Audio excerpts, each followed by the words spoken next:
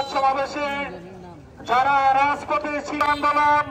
মুন্সিগঞ্জ জেলা শাখা ইসলামী যুব গ্রামী সাথী ও বন্ধুগণ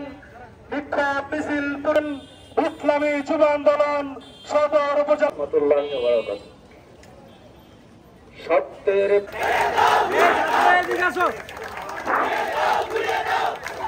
সত্যের পক্ষে গান গাই বলে বিপ্লবী মৌলবাদী কেন জঙ্গিবাদী বলি তাই বলে আমাকে জঙ্গিবাদী বিপ্লবী মৌলবাদী কেন বলে আমাকে মৌলবাদী